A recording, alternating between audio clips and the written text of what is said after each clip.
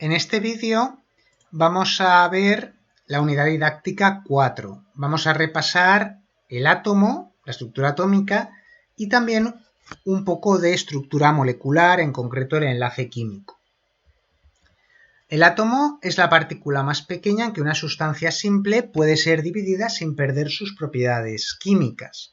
Y un elemento químico es un tipo de materia formada por el mismo tipo de átomos. Los átomos están compuestos por partículas subatómicas, protones con carga positiva, neutrones sin carga y electrones con carga negativa. Así, en el núcleo tenemos los protones y los neutrones y en la corteza los electrones que se distribuyen en diferentes capas. Ya el curso próximo se analiza el número máximo de electrones en cada capa y las consecuencias que tiene esto. Ha habido diferentes modelos atómicos a lo largo de la historia de la ciencia. El primer modelo moderno es el modelo de Thomson. Luego tenemos los modelos de Rutherford y Bohr. El de Bohr es importante porque es el primero que introduce conceptos de física cuántica. Hoy en día ya tenemos el modelo mecano-cuántico del átomo, que es el que está aceptado actualmente, aunque no se va a ver este año.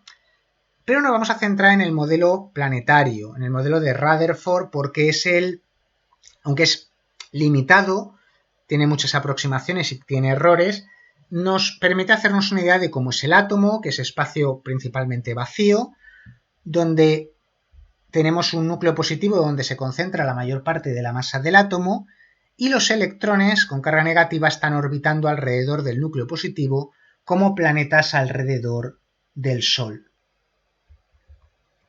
Los átomos se representan de esta forma. E es el símbolo del elemento, Z el número de protones, es el número atómico, A es el número másico, protones más neutrones, y Q es la carga, protones menos electrones. El número atómico, que es el número de protones que hay en el núcleo, identifica un átomo concreto como un determinado elemento.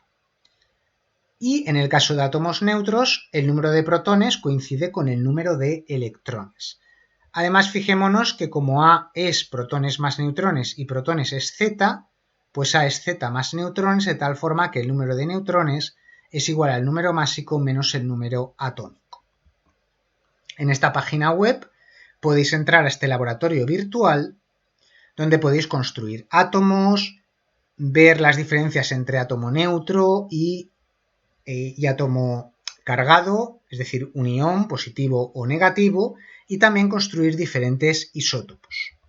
Entonces, en un átomo neutro tengo el mismo número de protones que de electrones, en un anión tengo más electrones que protones y en un catión tengo más protones que electrones. Y aquí en esta tabla tengo resumido lo que son diferentes elementos, diferentes isótopos y diferentes iones. Pero vamos a ver lo que son los isótopos y los iones. Los iones son átomos cargados. Tenemos cationes con carga positiva y aniones con carga negativa.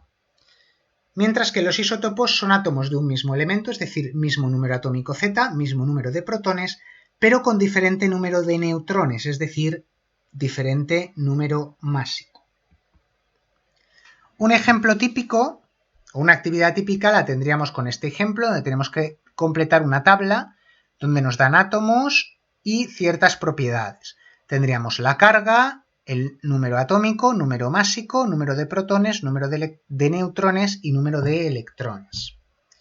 En este caso tenemos 14 protones, 14 neutrones, por lo tanto Z vale 14, igual al número de protones, 14 más 14, 28, número másico, y como no tiene carga, carga 0, pues si tengo 14 protones también tendré 14 electrones. Así puedo completar la tabla sin problemas con el resto de ejemplos, con el resto de casos. En el caso del bromuro, carga menos 1, pues si tengo 36 electrones tendré 35 protones, 1 menos, y por lo tanto Z 35.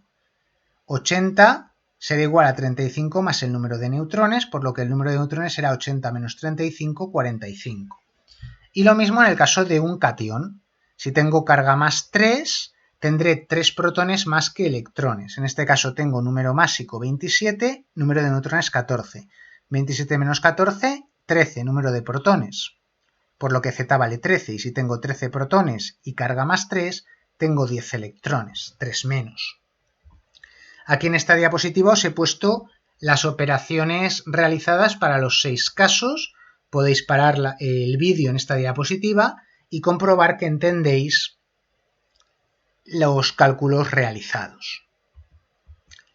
La tabla periódica es la ordenación de los elementos por orden de número atómico creciente en filas y columnas, de tal forma que en las columnas o grupos tengo elementos con propiedades análogas porque tienen el mismo número de electrones en su capa más externa. Y tenemos metales, semimetales o metaloides, no metales y gases nobles. Aquí tenéis los diferentes grupos que también hemos visto en la diapositiva anterior. Todos los cuerpos en la naturaleza o todos los sistemas en general tienden a conseguir una máxima estabilidad y eso implica conseguir una energía mínima. Entonces, cuando tengo dos átomos separados, dos o más átomos separados, a veces se juntan para formar una molécula. Y si se juntan para formar una molécula es porque la molécula es más estable que los átomos separados. Es decir, la energía de los átomos separados será mayor que la energía de los átomos juntos formando la molécula. Entonces, siempre que entre dos o más átomos existan fuerzas que conduzcan a la formación de una agrupación estable, entre esos átomos hay un enlace químico. Hay diferentes tipos de interacciones químicas, algunas son entre átomos, como los enlaces iónicos, covalentes y metálicos, y otras son interacciones molécula a molécula, que no vamos a estudiar este curso. Al final, el resultado de todas estas interacciones químicas es la gran riqueza de compuestos químicos que tenemos en nuestro entorno. Así, en el caso de compuestos binarios, por ejemplo, tendríamos enlace covalente, que es la unión o la interacción entre dos no metales, no metal más no metal. Esta unión se basa en la compartición de electrones. El enlace iónico, que sería metal más no metal. En esta interacción es una interacción que se produce por cesión de electrones del metal al no metal que los acepta. Los compuestos iónicos forman cristales, no forman moléculas discretas. Y luego los metales, cuya estructura electrónica es más compleja y no se va a dar en profundidad en este curso ni en el próximo, pero que podríamos considerar que son redes de cationes donde los electrones de la capa más externa se mueven en libertad formando una especie de mar de electrones. Podemos tener cristales iónicos, metálicos y covalentes. Un cristal es una forma de materia cuyas partículas presentan una estructura interna ordenada, a diferencia de las sustancias amorfas que tienen una estructura interna que no se encuentra ordenada.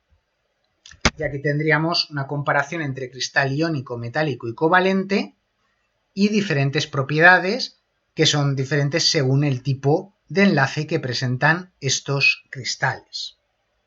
Y ya con esto habríamos terminado el resumen, el repaso de este